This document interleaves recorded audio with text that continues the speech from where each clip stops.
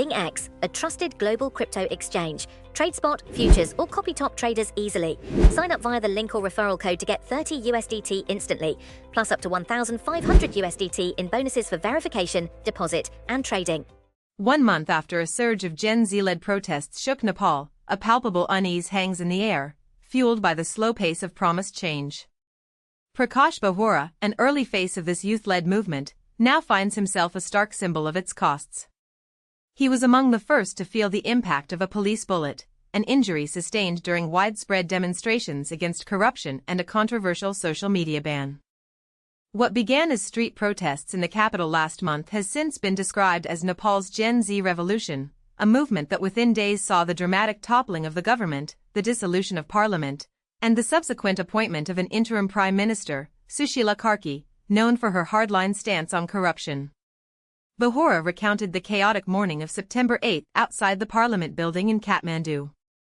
The sudden sound of gunfire was followed by a searing pain in his left leg. As he was rushed to a nearby hospital by a friend, his blood-stained trainer was left behind amidst the ensuing pandemonium. A photograph of that shoe later became an iconic image, a poignant emblem of the day's tragic events, which claimed the lives of 19 protesters, marking it as the deadliest day in Nepal's recent protest history. Now, a month later, Bahura remains hospitalized, his leg a constant battle for doctors.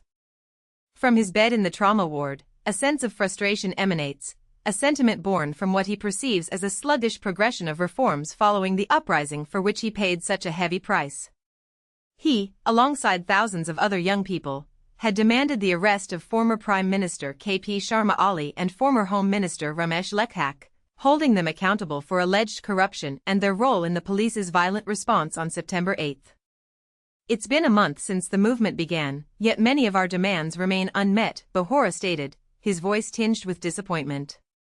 The anger that drove Bahura to the streets stemmed from a deep-seated frustration with a system he felt was enriching politicians and their offspring while leaving young Nepalis like himself facing unemployment and exploitation. Despite qualifying as a health assistant 8 years prior, opportunities in Nepal's struggling job market were scarce. This led him to pursue further studies in Russia, a path that ultimately took a perilous turn. Facing financial hardship, he found himself coerced into joining the Russian army, fighting on the front lines in the Ukrainian city of Donetsk, where he witnessed friends fall victim to the horrors of war. He eventually managed to escape and return to Nepal 18 months later. "I was lucky to return home alive," he shared, his gaze distant. "After coming back, I took to the streets hoping for a better country, free from corruption." Many of the young individuals who participated in the September 8 protests emphasized that their initial aim was simply to voice their opposition to corruption, not to orchestrate a complete regime overhaul. The idea of being tasked with selecting a prime minister and charting the nation's future was far beyond their initial scope. Their movement lacked a singular leader, a clear manifesto, or a unified set of demands, a characteristic that largely persists. Even the eventual championing of Sushila Karki, a former Chief Justice, as their preferred interim prime minister emerged organically from online discussions and polls conducted among thousands of Gen Z protesters on platforms like Discord. With elections tentatively scheduled for March, Karki faces mounting pressure from these youth groups to deliver on her promise of cracking down on corruption. However, significant bureaucratic hurdles stand in the way of implementing large-scale reforms.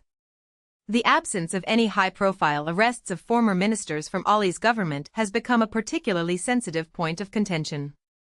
Amit Kanal, a 24-year-old representative of the Gen Z Movement Alliance, stated, "Right now, our main demand is to control corruption." While no Gen Z figures have yet been appointed to Karki's cabinet, Kanal confirmed ongoing close communication with the government, asserting, "This government was formed under special circumstances, and it must investigate the major corruption scandals, especially those involving former top leaders. If no investigation is carried out, the entire purpose of this massive movement will be meaningless." Om Prakash Ariel, appointed as Home Minister by Karki, indicated that one of the interim government's immediate priorities has been to remove the obstructions and disconnect the political links that have previously hindered investigations into powerful political figures for corruption. He explained, "The environment is being created so the Commission can accept complaints about anyone and investigate." Ariel acknowledged that a comprehensive, independent investigation into decades of alleged graft would necessitate time, but stressed, at the same time, there are things that must be acted on immediately. The government will not let impunity have room. Against this backdrop, Nepal's major political parties, the Nepali Congress, the Communists, and the Maoists, have intensified efforts to challenge the legitimacy of Karki's interim government. Following the dissolution of parliament, all three parties issued statements denouncing the move as unconstitutional and perilous. In a significant departure from established norms, none of these parties attended Karki's swearing-in ceremony. Former Prime Minister KP Sharma Ali, in a fiery speech this week, accused Karki and the Gen Z protesters of harboring ulterior motives, declaring, "There is an attack on this country. There is an attack on the sovereign power of this country. There is an attack on its territory. There is an attack on the country's interests." Analysts have cautioned that the widening chasm between the interim government and the established political parties could portend instability for Nepal's political future and jeopardize the success of the upcoming March elections.